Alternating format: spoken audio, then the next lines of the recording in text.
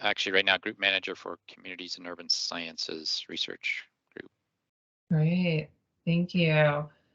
And let's see, the names just jumped around a little. I think Sue is here. Sue Riley, you want to say hi? Sure, Sue Riley, Group 14. Thanks, Sue. And I know I missed one of our stakeholders. Well, let's go to Sean Dennison to say hi. Hello, everyone. Sorry, I was popping in and out there. Teams decided it didn't like me today and it kept bumping me, but I think we're good now. So my name is Sean Dennison from New Buildings Institute, and we are the technical advisor to the city in this process. Thanks, Sean. And I think I actually did get everyone, but tell me, did I miss anyone? It's a pretty big group today.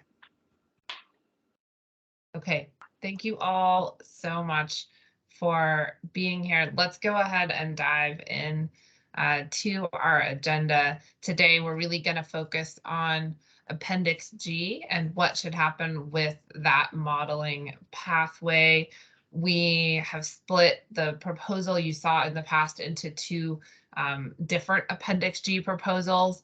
I think everyone really liked the idea of adding site energy to Appendix G as an option. We thought it was more clear if that actually just sat as a separate proposal. So Sean, do you want to take it away and walk through both of those Appendix G proposals that we hope to get input on today? We touched briefly on Appendix G in our first meeting, and so Sean will reflect on sort of the ways we've already made a few changes to try to do what you all had asked with those, what is now two proposals, but this is the sort of in-depth meeting on Appendix G. And just as a reminder, just on process, then we hope in your next and final meeting to come back and finalize the EUI proposal and these Appendix G proposals and decide what you want to do and recommend to the committee around C407. But today is really Appendix G focused. Okay, with that, go ahead, Sean. All right.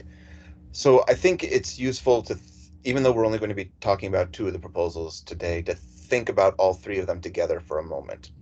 And as we've approached the modifications to these, we've had a couple of principles in mind. And one of them is we want to really focus on clarity and simplicity as much as possible. What Denver is doing adds some complexity to the code as we try to get those higher levels of energy efficiency and electrification and, promote renewable energy. And because of that, we want to make sure that everything we do is as simple as possible. And so the first thing that we've done is that we have focused C407 on just kind of the straightest path through Appendix G possible. So this would replace the existing C407 with Appendix G, making as few modifications as we can, and really having C407 just be about that standard Appendix G process. Earlier, we had kind of woven in the site energy approach in with the traditional energy cost approach, and that resulted in a section where you were kind of hopping around, and maybe you could get confused about which sections you were using if you were doing energy cost or site. So we broke the site energy approach off into a standalone appendix, so that if you do site energy, you just go to that appendix, you don't need anything else, and that guidance isn't, we'll just go ahead and say it, cluttering up C407 and potentially distracting or confusing people. And then, of course, the targets-based approach is the same thing, that then it's a separate appendix. And this also helps us emphasize that these are three separate modeling paths, that if someone enters in, they enter in at the top and they go all the way through and they don't have to sort things out for themselves. So that's kind of the big picture on the three paths on how they're structured, with this principle of as clear and as simple as we can make these while meeting Denver's goals. So then if we look at Appendix G itself, and I'm going to call this kind of this is the standard Appendix G approach. So we're still talking about energy cost, and we have made modifications to this approach with this idea of simplicity in mind. So you'll see that there are fewer modifications to Appendix G under this approach, and we've really focused in on what are those special things about Denver proposals that are going through the process right now that don't get captured in ASHRAE. So these are things like, demand responsive water heaters, and making sure that all Denver buildings are going through acceptance testing the same way.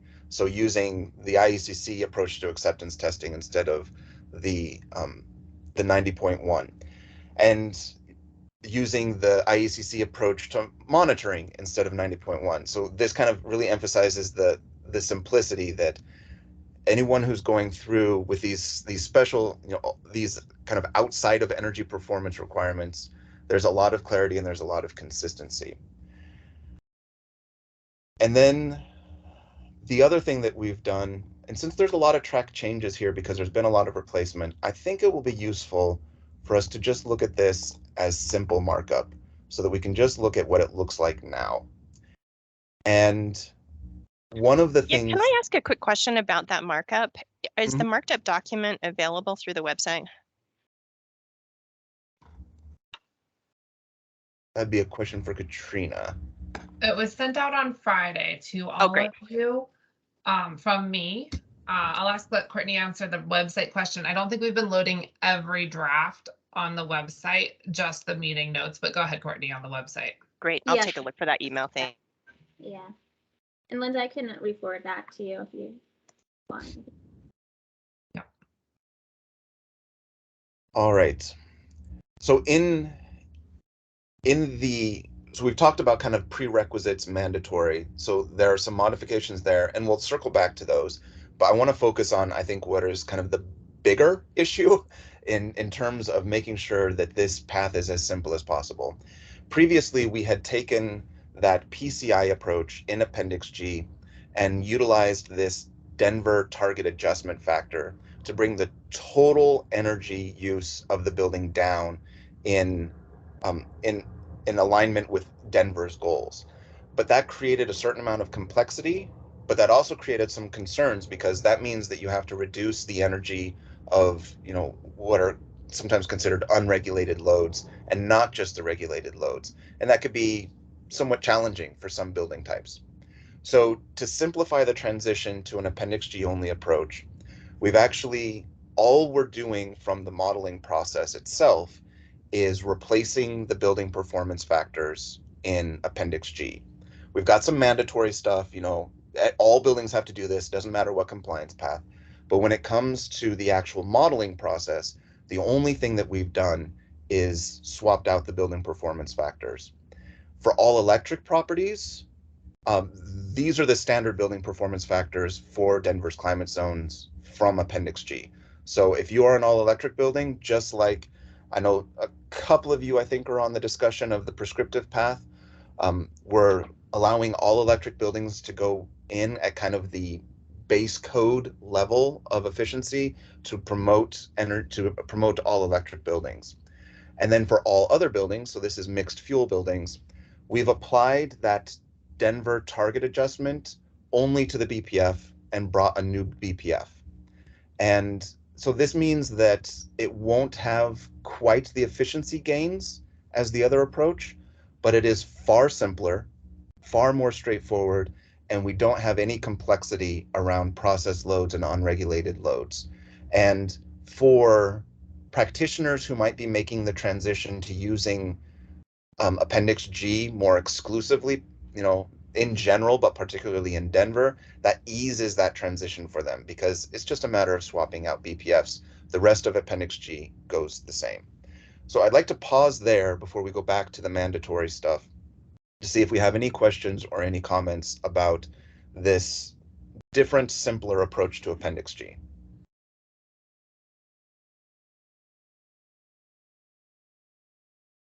Sean, I just had a comment, and this might be a bag of worms, but just on the definition of all electric, I know, Katrina, you're still working through that with Energize Denver, but just trying to align that. So like just the first thing I'm thinking of is a multifamily with a pool. If the building's all electric, but the pool is gas, it would not meet that requirement. That could be the intent. I think that's totally fine, but it sounds like maybe Energized Denver won't be like that. So that's just a comment.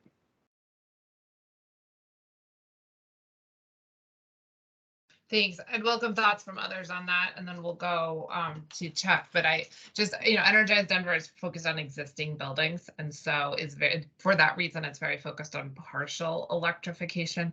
I think here the intent is to work towards full electrification. Again, if someone is going to just have to do that sort of then minimal efficiency. So, but we welcome feedback on that. But I think that is by intent. Chuck, do you want to go ahead? So I'll just add to that all electric building definition. Does that include required emergency standby power, like a diesel generator? Like like any high rise in Denver requires emergency standby power be provided by a diesel generator. Does that exempt any building, any high rise in Denver from being an all electric property? So I think this is a question that's come up in a couple of places, and I think probably the best way to address that is not in the definition. Well, let's actually discuss it, because I think getting as much feedback on this as we can. Is this something that we define in the definition or in the application of all electric buildings? So we can have a definition that is just like this, that is strictly prohibitive. And then down here, where you have the BPF for all electric properties, we can put a footnote on it saying essentially backup generation is allowed for this. I mean, we wouldn't use those words. We need good code words. But those are kind of the two approaches that we can take. I think one of the issues to keep in consideration is we want to have the same definition across residential and commercial, and kind of the issues around that are different for residential and commercial. And so as we're thinking about the definitions, making sure that they work across the board.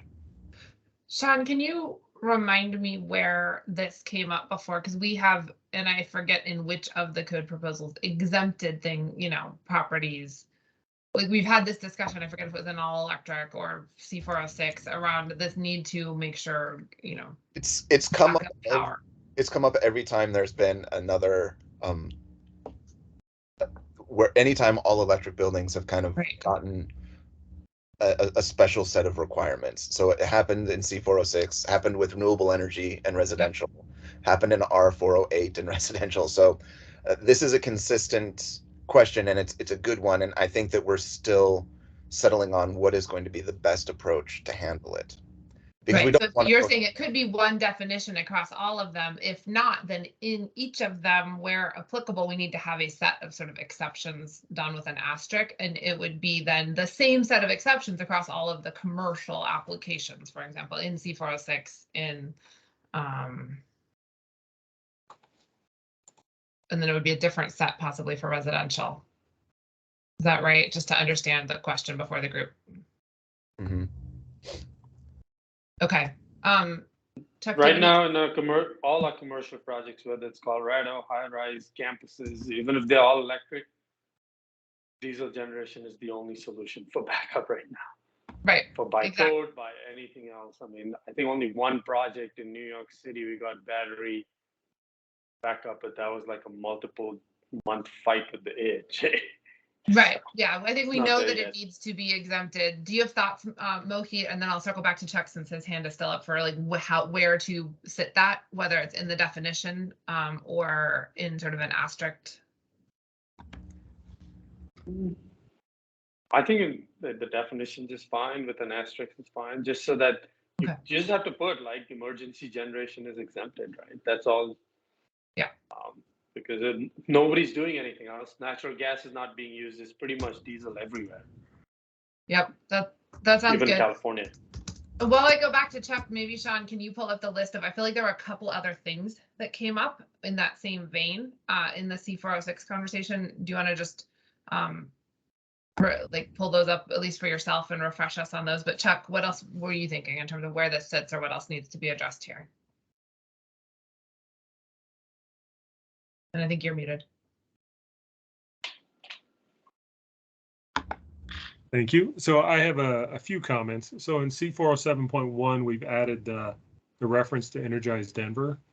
And I just want to ensure that we've done the homework and the substantiation that complying with Appendix G will lead to success, meeting the Energize Denver EUI targets.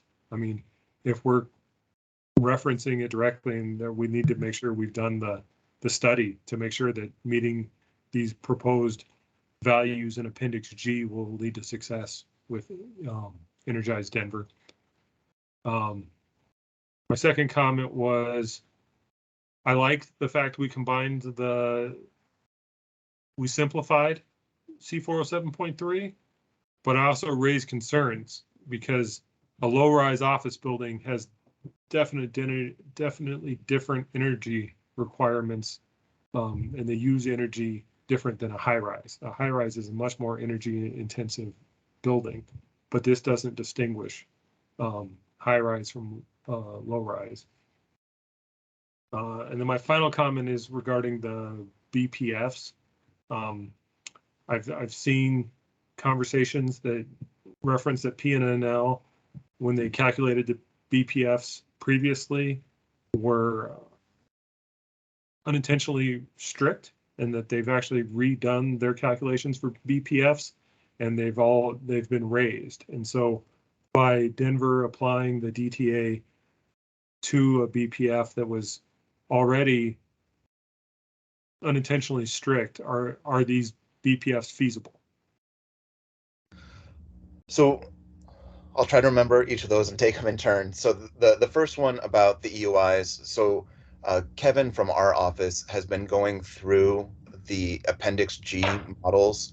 So the prototype models, not Appendix G models, so the national prototype models, to get a better understanding of what's driving kind of the EUI results for the prototypes when modeled under 90.1.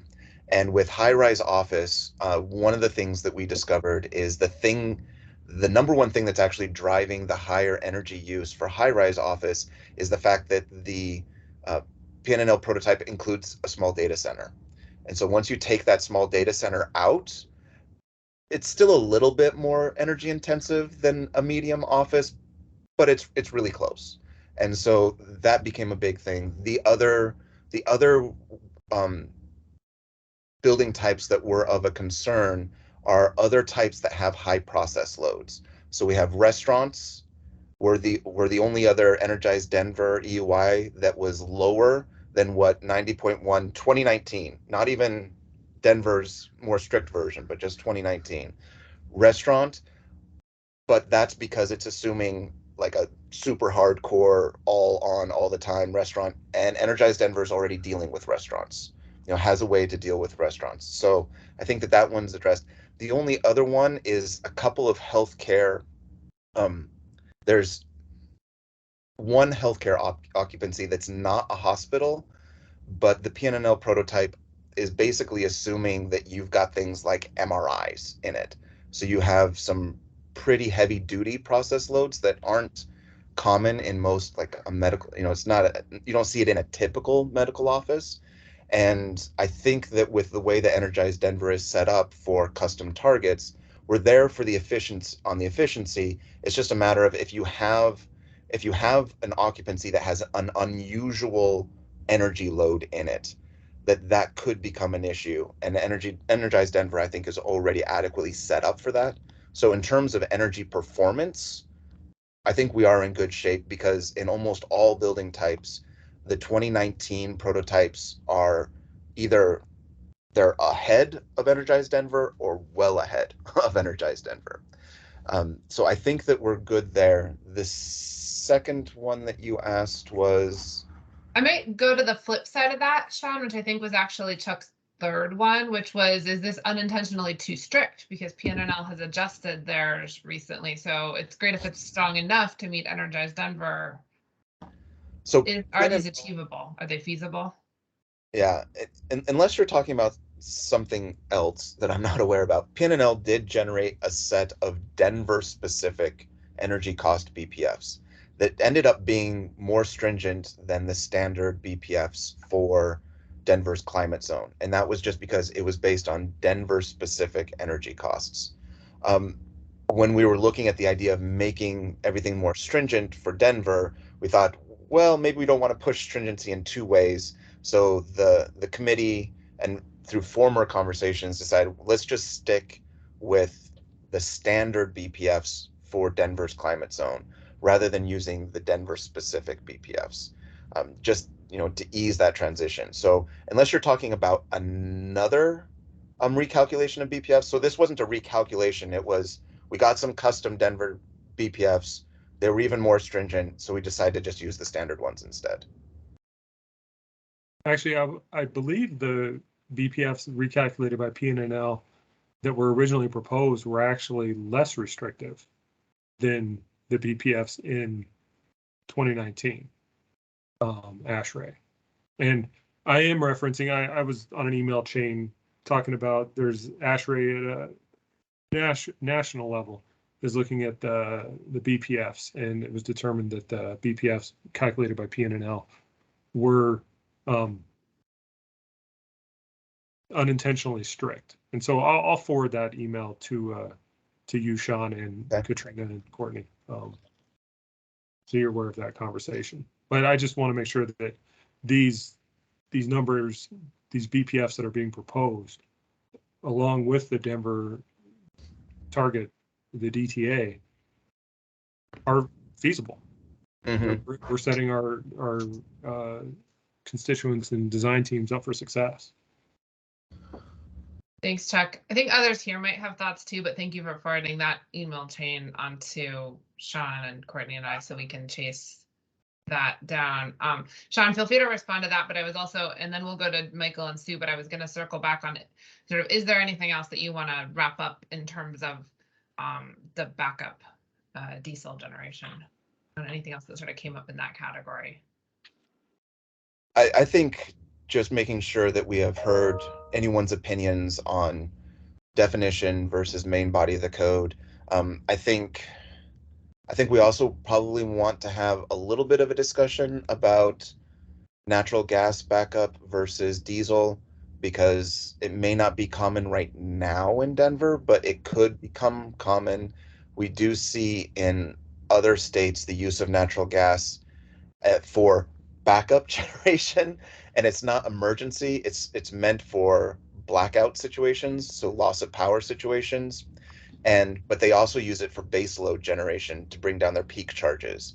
And so they try to sometimes pass it off as emergency generation, but that's not really what it is. It's actually power generation in the building.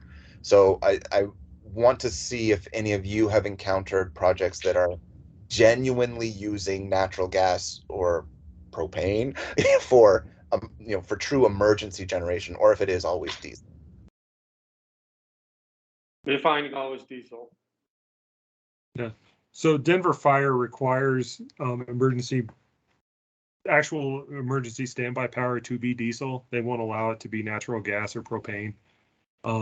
Now for the voluntary emergency backup, like if there's a lab or something, like there was a blood bank that stored blood samples, and so they had a natural gas emergency power generator. I don't believe, I'm not aware of them using it to bring down the peak demand or using it for power generation. And then propane in general in Denver is prohibited by Denver Fire if natural gas is available. So we'd only be looking at a natural gas generator. And we'd have to talk to our electrical group to see if they've encountered it as a power generation feature. Does the Denver code elsewhere define emergency generation? Like, when it can operate and be considered emergency? Is that a defined term or a defined concept somewhere else in the Denver code? Once we step out of the energy code or the existing buildings code, I really start to lose my depth. So defer to others.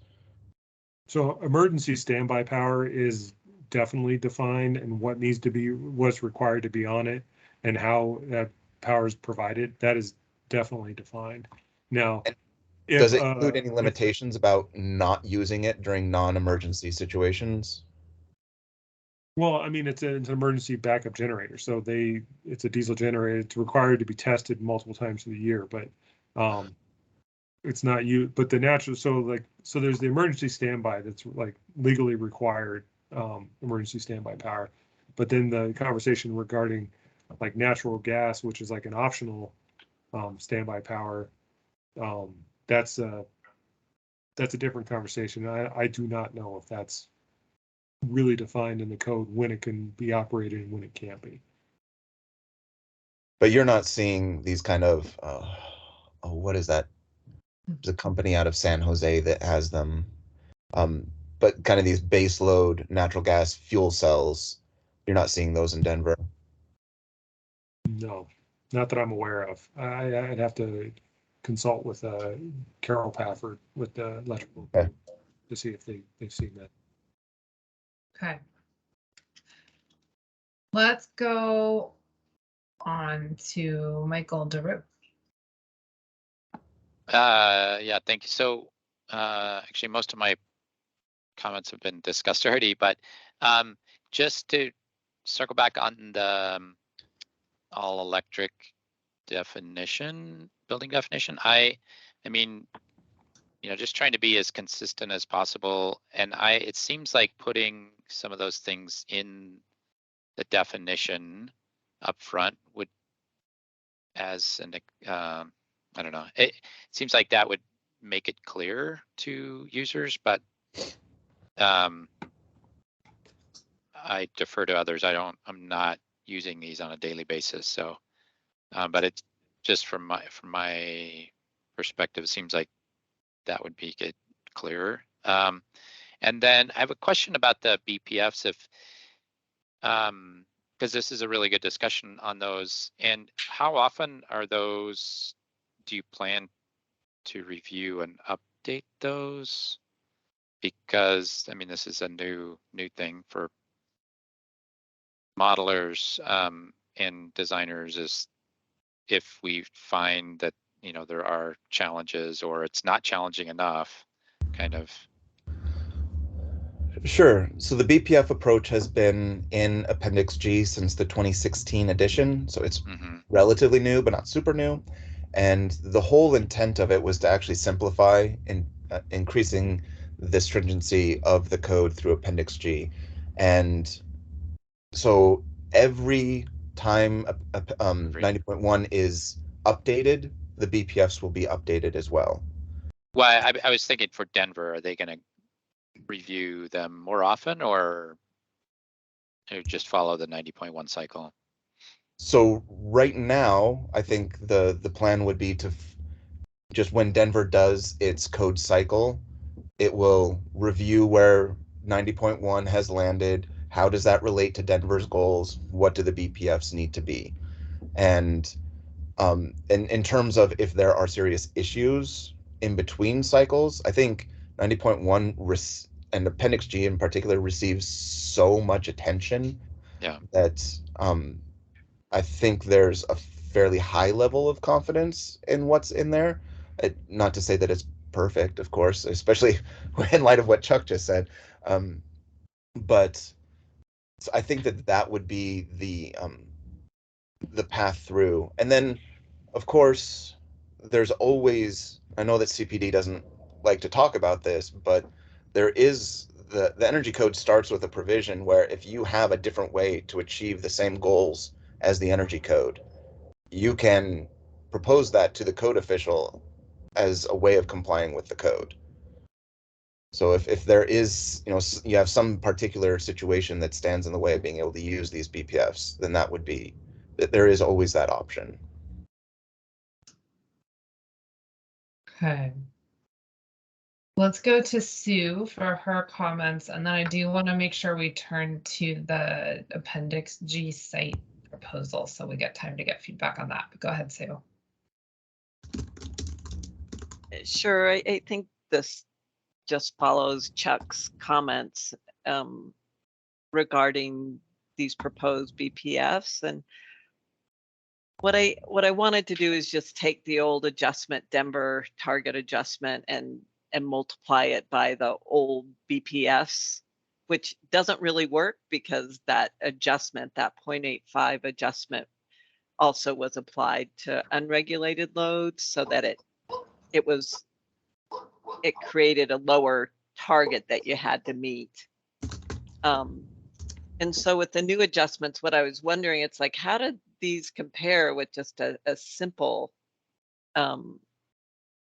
just doing a simple comparison of the new Bpfs with the old Bpfs times the adjustment factors? And, you know, some of them are going to be easier to hit, like it's going to be easier to hit for multifamily and healthcare and restaurant and retail and all other, that those new Bpfs are basically gonna, I don't know, are they gonna make it easier under ASHRAE to meet code than under IECC?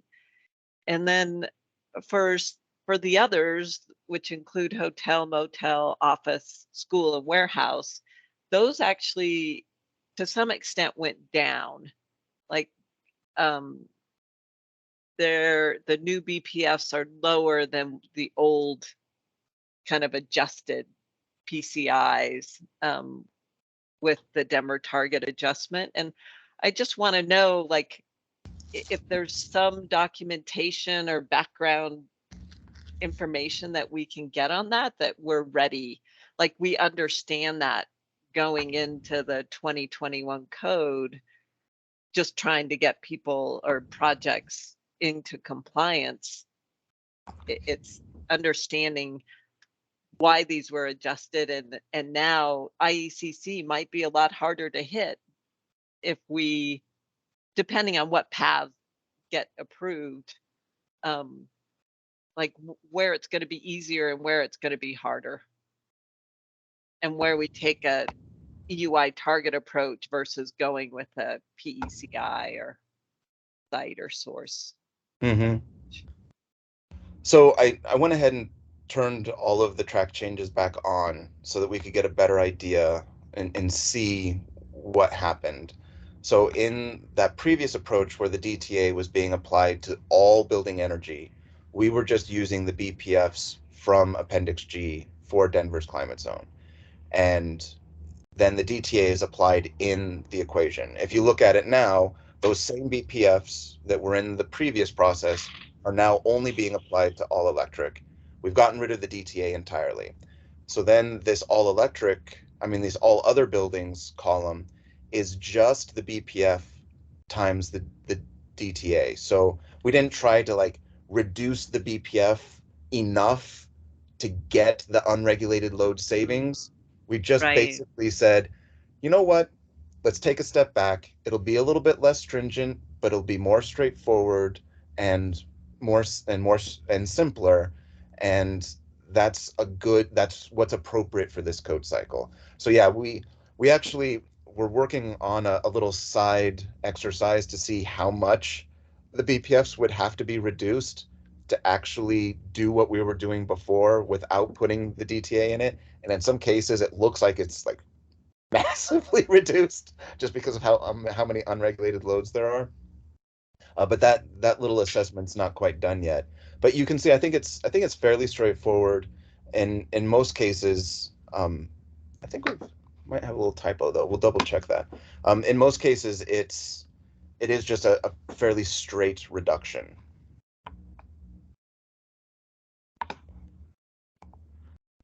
Does that answer the question? It does. Yeah. So many different columns of numbers to compare, but get it that it's, again, it's favoring all electric, and then making it really hard with all other, so that likely the EUI target method would be used for all other. For the all other, it averages about 15% more stringent on regulated loads than 90.1 2019. So yeah, definitely more stringent. Still quite a ways away. 15% lower than the Denver No, the 90.1 but 2019. so it didn't include our 15% or our 0.85 adjustment that was, That's in C407 currently? yeah. No, because that 0.85 was IECC modeling specific. And so that's not No, this the model. 0.85 was, we put in the IECC because we couldn't amend ASHRAE, but Oh, you it mean was the food ASHRAE cycle. adjustment. You mean from the last Denver code? Yeah. Yeah, this replaces that. It's not on top of that. So So it doesn't include it's that 15% better, so it almost just puts us back to what Denver was in 2019 then? except for in 2019, it was referencing 90.1 2016, and this is referencing 2019. So we're 19. capturing the savings from the national code as part of the advancement. Got it. But Denver was already there.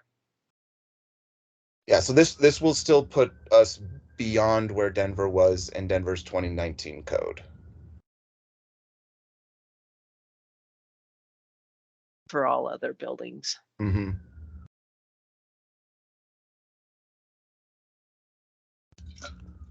But we heard from CDP that in this code cycle, they really haven't seen any Appendix G projects anyway. So. Anything else you want to add, Sue, or should we go to Chuck? Nope, that's great. Thanks. Thank you.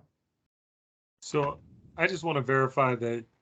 So we're now only going to apply the DTA to the BPF, or the DTA only gets applied to the BPF, which then only gets applied to the regulated loads.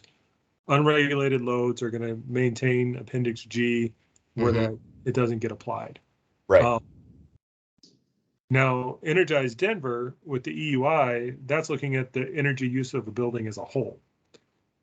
Does this potentially create a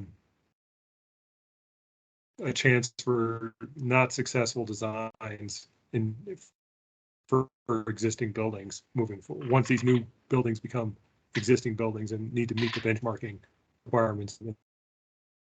My concern is just making sure that since we're not requiring energy improvement on the unregulated uses, because those are still going to be metered and looked at as when existing buildings become Chuck, hard. We were thinking the same direction. I actually was making a note that we need to add language that at least tells people that we can't just say this will help you comply with Energize Denver. It should say this is designed to help the building perform per Energize Denver, but that it doesn't include unregulated loads or how you operate the building, which can just never be determined in advance, right? Like we just need to put the right caveats on, I think. But Sean, do you have more thoughts on that?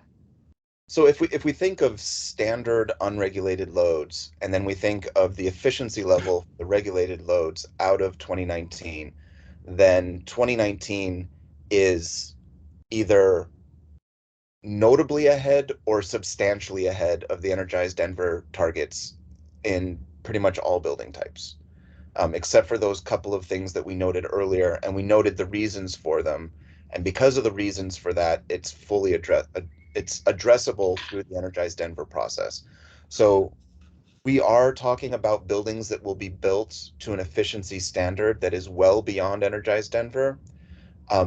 They will still need to operate them well. Operations is still a key issue, but the buildings will at least be capable of being operated in a way that is well ahead of Energized Denver.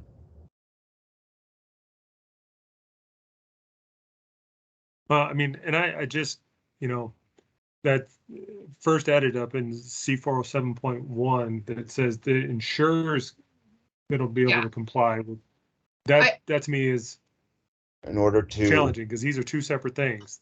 I think we need to demonstrating change that code language. compliance and actual. Yeah, I agree, Chuck. I think I had already noted that. I think we need to change that language to be more clear that. I mean, you have ensured that they're capable, but Let's just say that buildings are enable buildings to be capable. And I think we can work on it, Sean, but I think we need to add something around unregulated loads and operations to start part of this so that it's noted. Okay. Okay.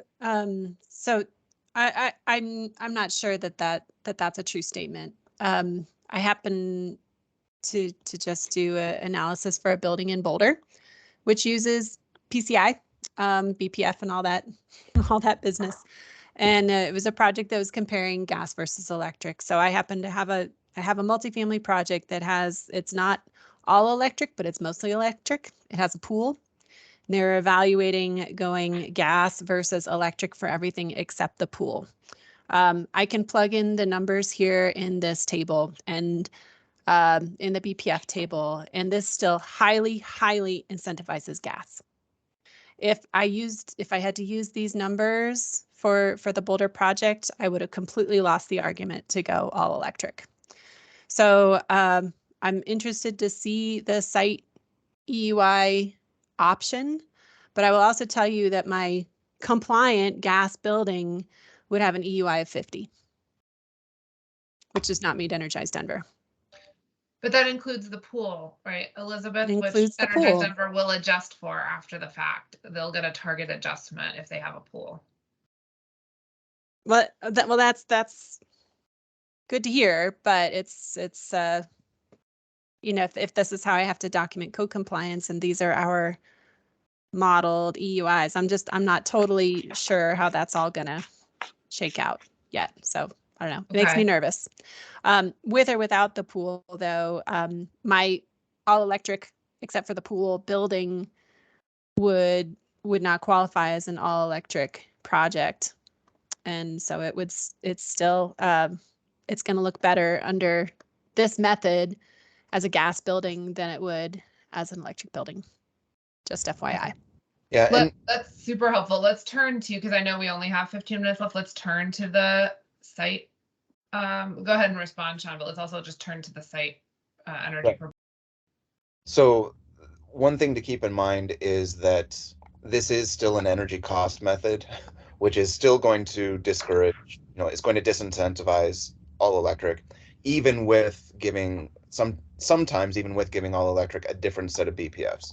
So we are trying to encourage all electric, even in the energy cost approach, recognizing that that doesn't completely eliminate the advantage that gas has when you're using all electric, which is why the site appendix exists. So let's switch over to that.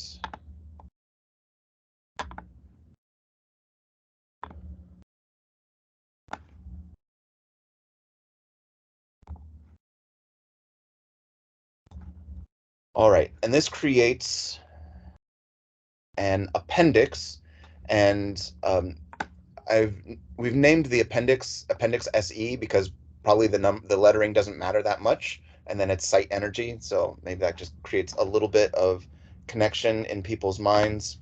I think the same thing here. It probably there's been so many changes, it makes sense to just look at this in with all the changes accepted. So we have a scope statement. That phrase about Energize Denver is really meant to be informative, so we'll wordsmith that to make sure that it is only informative. We have 102, which is mandatory requirements. This is the one reference into C407 where mandatory requirements are defined, so that we can just define it in one place and keep it up to date in one place. And so we're just making a pure reference over to that. In the site energy approach, it does require more extensive modifications to the Appendix G approach to do site energy than just dropping in some new Bpfs. And I wanted to highlight one thing, which is that right now ASHRAE is pretty close to finishing their own addendum for modifying Appendix G to use alternate energy metrics. And it's very similar to what we had here in the previous version, but I figure if that's the direction that ASHRAE is going, let's just have consistency.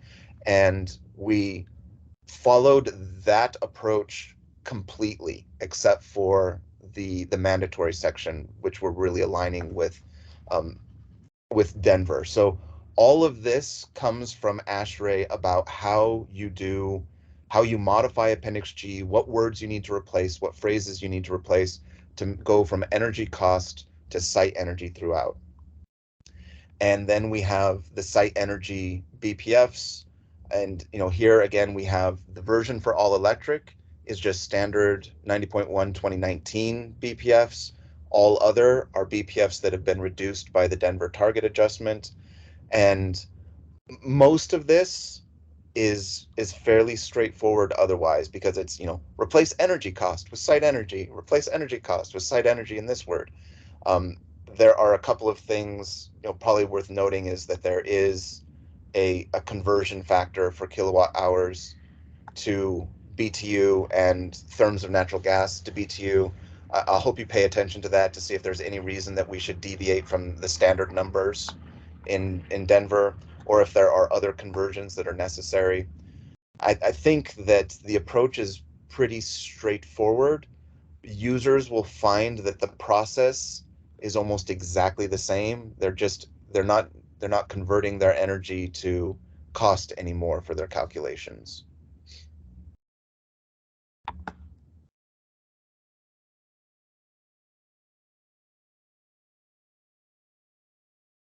I probably should note, so this does leave the gas baseline system types in place.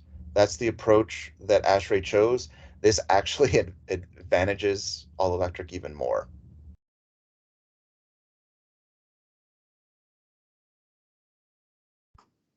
Thoughts from the group on this proposal?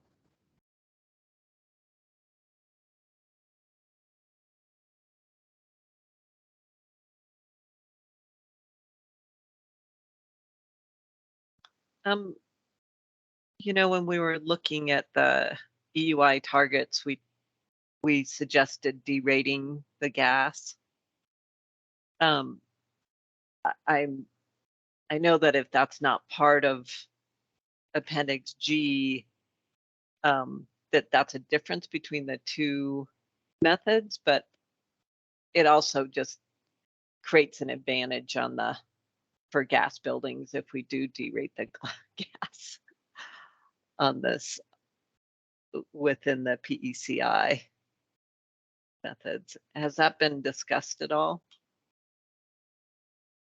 So it hasn't been discussed doing derating of gas for the reference model approaches. So you're saying that if we don't derate the gas equipment efficiency, that gives gas an illogical, or not illogical, unrealistic advantage. There we go. No, if you do derate the gas, basically condensing equipment versus standard 80% equipment looks a lot better. Oh, because you'd be using Because you high don't efficiency, derate it doesn't it get as derated much. against a baseline that does get derated. Okay. Yeah. That seems to be an argument not including derating in the reference model approaches. Yes, agree. Is that how it already is? That's how it is right now. Okay. And Sue, do you think that needs to be aligned with the EUI path, where I think you all did recommend including derating? But we need to change that one to align then? I think to hit the EUI targets in real life, once it's an existing building, that I'd rather include the derating because I don't want my clients yelling at us. So, yeah. Okay, I think that's helpful. I think it's okay in my mind, but I'd actually love some feedback on this specific proposal, but also from the group where these three modeling pathways may not all align perfectly. Like, we're going to try to get them close, but they're sort of, to your point, Sue, but you need the EUI one to work in a way that works for how building's actually going to operate. And so it just needs to be done that way, right? Like, we're going to these will be close, but maybe not perfectly calibrated in all cases. I think we're getting okay with that. I think this group is helping get each pathway to be, in general, at the right level of ambition to reach Denver's goals. But I'd love thoughts on that or more specifics on this proposal.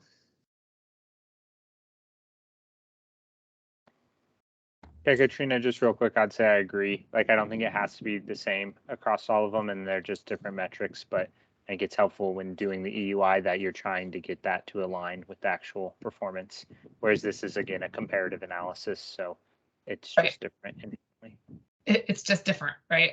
And that's what we've realized also, like, not the subject of this group, but C406, like, it's just different, right? And like, so we're designing that so there is a path for an all gas building without electric equipment and renewables, and that may not exactly align with the ambition level in each of the modeling paths, but it is it's close, and it's anyway. And I think your statement at the beginning regarding this building is more capable of meeting benchmarking targets, then makes the reference or these reference EUIs probably more wrong because they don't have the D rating in it. Do you see that? So that statement is a little trickier. Maybe for this proposal, we need to add, because I think we should add some specific caveats to that statement around this doesn't cover unregulated loads. Well, in this case, the caveat is actually just the gas is not derated would be part of one of the things that we point out. And so you need to keep in mind that this building has to meet Energize Denver. If you take this path, you're not going to be including the derating of gas. You're not going to be including operations. Like, the caveats might vary. I see you nodding. Does that sound right to others? Do we think any building would choose this for mixed fuel? Would any building with natural gas choose the site energy approach at all? Yeah, it'll be the ones with small gas loads that don't qualify as an all electric, I would think. Okay. Like the one you had in mind in Boulder, like Elizabeth, does this look like something that would work for that project you had in mind? I don't know. I'd have to plug in the numbers and see. But some might. I have a general comment. So Taylor or Elizabeth, anyone, if you're doing a model, regardless of which compliance path, in the end, aren't you always going to either inform or guide your client that Energize Denver is looming? That's where the rubber meets the road. I'm just curious. I feel it's going to be doing a disservice, whichever path you comply with, but not talk about actual operations and say, hey, we're giving you compliant building because we use path B and C, but you may not comply with Energize Denver on your own. I'm just curious. Doesn't it all come back to that in the end anyway? Gas, electric, this path, that path, whatever you do. I think we've speculated you all will bring it back to that because you're familiar, but it's more of like someone comes in because more buildings are getting modeled who's not familiar with everything in this market. Like that Energize Denver sentence is just to like clue people in who aren't familiar with the full regulatory landscape here that they need to go look at that and some of like the potential pitfalls for each of the pathways or something, right? Around it doesn't cover operations, it doesn't cover. So we do have a requirement in the documentation to include the PEUI of the design. Instead of this phrase about Energize Denver up in the scope, would it make more sense just to require the documentation to include the relevant Energize Denver target? And then you have the two of them right next to each other in your documentation. And then we're mentioning Energize Denver, not just vaguely, but very specifically. Here's the EUI target for Energize Denver. Here's the design UI of this building. Maybe we do both. I mean, I would welcome input from the group, but like, let's make it as easy as possible for someone that's not familiar with this to navigate this. And so let's make them look up the PEUI from Energize Denver, or the EUI from Energize Denver for in the PEUI of the building. But let's also caveat each of the pathways of like, so that they don't realize that there's a potential pitfall in this one around the gas is not derated. Like, why not say that to them in terms of ways that this pathway may have a pitfall for Energize Denver.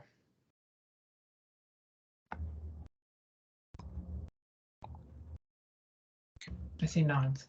Okay. What I actually, we have 1 minute left, so I'm going to go ahead and wrap us up. I just hadn't looked at the clock in a couple of minutes. We will come back with final proposals with all these changes made. I think I hear directionally we're going a pretty good direction. Do feel free, we didn't spend that long on this one, so if you'd like to follow up with comments and writing, we're also happy to get on a call and talk through this more so that we come back to you with what we hope is a final draft on all three code proposals. And then we also, of course, have the Denver modeling guidelines that are much more detailed. We do, if you can possibly take a look at the EUI code proposal and the Denver modeling guidelines that I sent out Friday. We didn't have time to discuss those today. We think we've incorporated everything from your last meeting, but we do want to come back hopefully with what is pretty much a review of final proposals in 2 weeks. So if you would like to dive in and do like an offline walkthrough with us even this week or early next week through the EUI proposal and those Denver modeling rules and procedures and guidelines, we're here and available to do that because we're not going to have a ton of time to discuss those. We will review them, we will check them, we will make little tweaks in our final meeting. But if we can get any like more in-depth comments back this week, so that what we send back to you next week is hopefully very near final. That would be helpful. So let us know if a more facilitated discussion to review any of the proposals would be helpful so that you're feeling good that we're ready to go with pretty near final in what we send back next week. Okay. Thank you all. We're also happy to stay on, but I know we're already a minute over, so I will let you all go. But if you have things you just want to share right now and you have time, we can stay. Thank you all for all your time and help. Thank you. Thank you.